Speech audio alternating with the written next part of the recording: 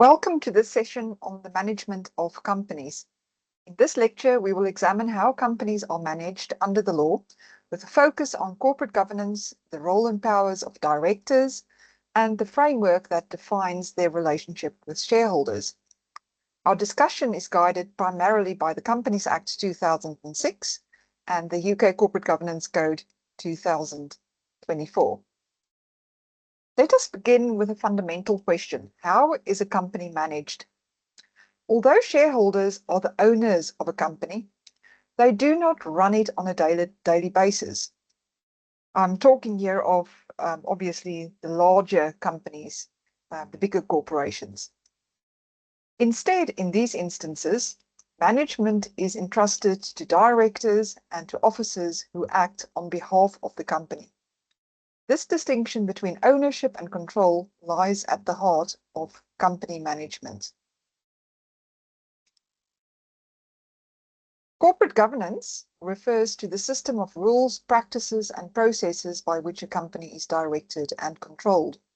The key sources of these rules today are the Companies Act 2006 and the UK Corporate Governance Code 2024. The code emphasizes accountability, transparency, and integrity in corporate management.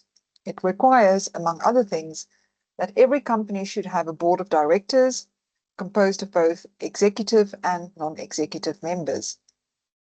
The presence of non-executive directors helps to ensure independent oversight, and in theory, it reduces the risk of management misconduct.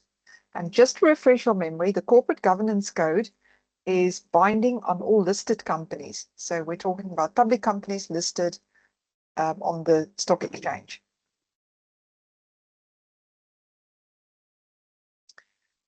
A company is an artificial legal person. Therefore, the only way in which it can act is through real individuals. In other words, its authorized agents. These are typically the directors of the company as well as those who actually run the company in practice. The classic company law case, Ferguson and Wilson, 1866, established that directors are agents of the company, not trustees. This case involved a dispute between shareholders and directors of a gold and silver mining company.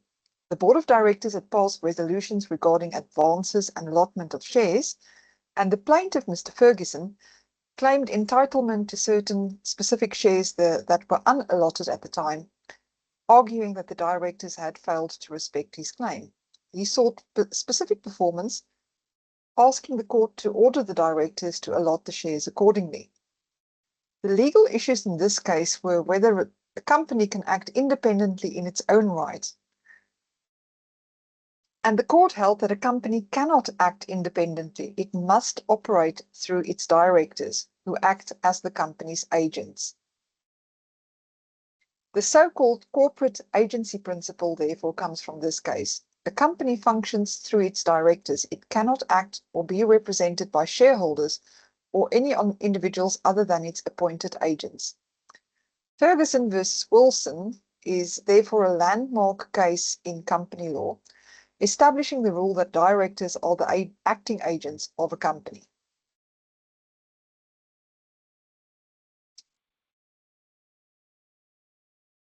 Under Section 154 of the Companies Act 2006, a private company must have at least one director, while a public company must have at least two. Directors may be removed by an ordinary resolution under Section 168. So an ordinary resolution would be a vote of more than 50% of the shareholders in favor.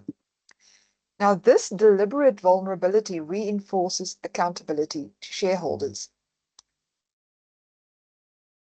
Remember that the directors are the acting agents of the company, but the shareholders remain the owners of the company. So even though the directors act on behalf of the company, they are still in a precarious position because the shareholders, as owners of the company, can always, just by an ordinary vote, remove them from position.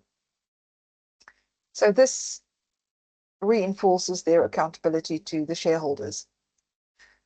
Directors are either executive, meaning they run the company, or non-executive, meaning they're not involved with the day-to-day running of the company and are appointed more for an oversight function that is exercised periodically.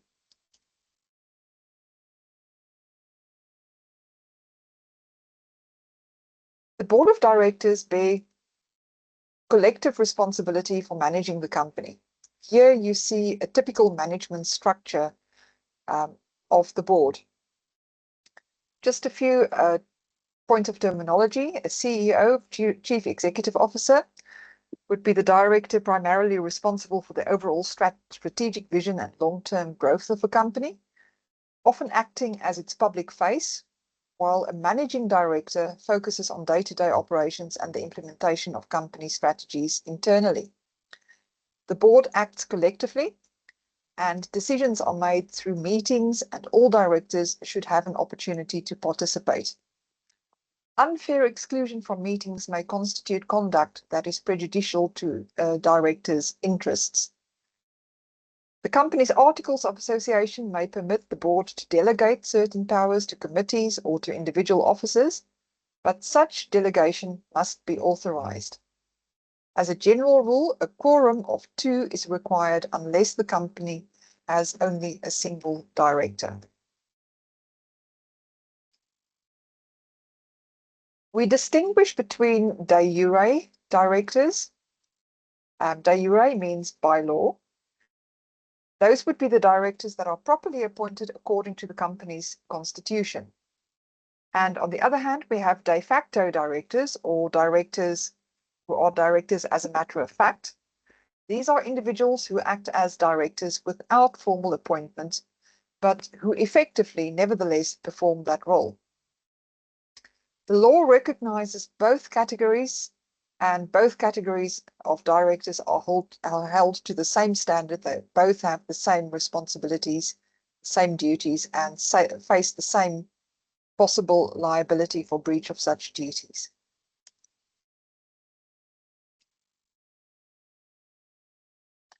Section 251 of the Companies Act 2006 defines a shadow director as a person in accordance with whose directions or instructions the company's directors are accustomed to act. In other words, they are the real power behind the throne, the puppet master. Because of their influence, shadow directors share many of the same duties as formal directors. Corporate directors are directors that are companies. So this is where one company serves as a director of another, which is possible because, remember, companies are seen as persons, and a person can be a director. They are also recognized in law, as illustrated in the case of regarding Bulawayo Market and Offices Company Limited. This was a 1907 case in which the court considered whether a company could be appointed as a director of another company in the absence of an express provision in the articles. It was held that without explicit authorization in the company's articles of association, such an appointment was not permissible. The case therefore clarified the requirement that company directors must be natural persons unless the articles expressly provide otherwise.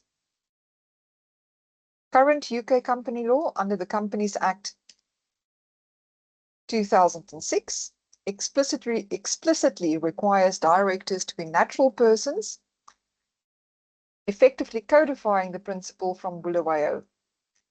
Courts today also recognize the concepts of shadow and de facto directors, as we've just seen.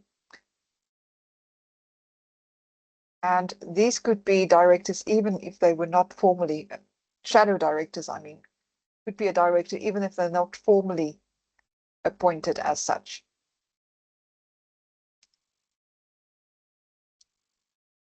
Directors are not, by default, employees of the company. And this is significant because think about all of the laws that protect employees.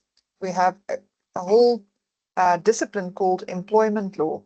So as a director is not by default an employee of the company, the director wouldn't be subject to employment laws. or benefit from employment laws. However, executive directors may be employees in addition to being board members. As managers and agents of the company, directors are bound by the principles of agency law and they owe fiduciary duties to the company. Fiduciary duties, remember, are duties of good faith. While they are not trustees in the strict sense, they occupy a fiduciary position. In other words, a position of the utmost good faith, as affirmed in the case of Regal Hastings versus Gulliver. In Regal Hastings, a cinema company sought to expand by acquiring 2 additional cinemas, but they lacked the capital to do so. In order to raise funds, therefore, the company formed a subsidiary and the directors, along with the company solicitor, subscribed personally for the remaining shares. When these shares were later sold at a profit, the directors and the solicitor obtained personal gains.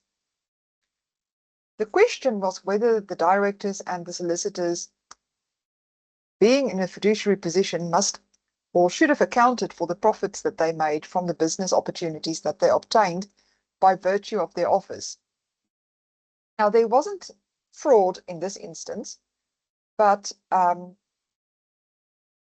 even so, the House of Lords held that 4 of these 5 directors were liable to account for the profits. The liability here arose solely from the fiduciary position that they held and the acquisition of profit through that fiduciary position. This case established the principle that directors and other fiduciaries must not make secret or personal profits from opportunities related to the company without fully informed consent from the principal, that is, the company itself.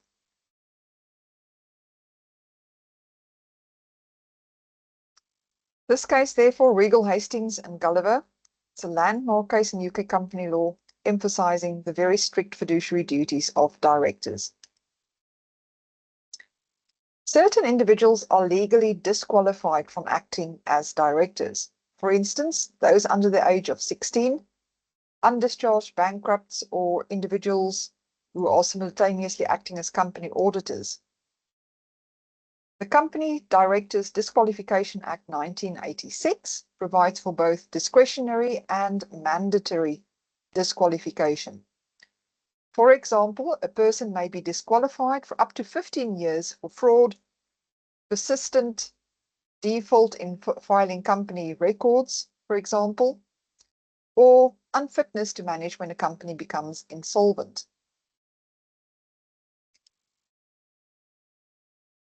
The minimum age for a director, as we've just seen, is 16 years of age. Other miscellaneous matters regarding directors, just briefly to mention, include that the director's term may be terminated through retirement, by rotation, or by dismissal. So whereas a director may be dismissed, they may simultaneously then be entitled to compensation for loss of office. This is sometimes referred to as a golden handshake. Each company has a duty to maintain a public register of directors, as this promotes transparency and accountability. Directors are not automatically entitled to remuneration. Remuneration meaning pay. Their entitlement must be provided for in the company's articles or approved by the company. And you'll find that directors have individual contracts specifically aimed at this. The UK Corporate Governance Code 2024 provides that remuneration policies should support long-term sustainable success of the company, and it also should align executive pay with company purpose and values. Sections 217 to 219 of the Companies Act 2006 further regulate payments for loss of office. The division of power between directors and shareholders is central to company law. Directors manage the company under the Articles of Association and in terms of the Companies Act, except where specific powers are reserved to shareholders. For example, shareholders retain the power to amend the articles to authorize political donations or to place the company into liquidation. In day-to-day operations, however, directors hold broad managerial authority, including the ability to appoint and delegate to managing directors. In some cases, both directors as well as members possess concurrent powers, meaning they've got the same powers at the same time. This is unless the articles specify otherwise. Remember, you can always structure your company in whatever way you like in the Articles of Association. Examples of these concurrent powers include appointing additional directors, filling casual vacancies, or fixing the remuneration of the managing director. While the board usually decides whether the company should initiate litigation, members may, by ordinary resolution, authorize action if the board refuses to act.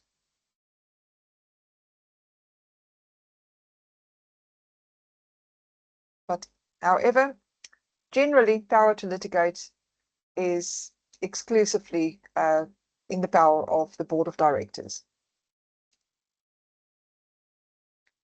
In a separate discussion, a separate video, we will explore in greater detail the duties and liabilities of directors, including their fiduciary obligations and the consequences of breach. For context, you may wish to watch the BBC documentary on the collapse of the Royal Bank of Scotland and the case of Fred the Shred Goodwin. I will also put the live link in the description to this video. Now, the collapse of the Royal Bank of Scotland was a vivid illustration of corporate governance, or the failures of corporate governance in practice.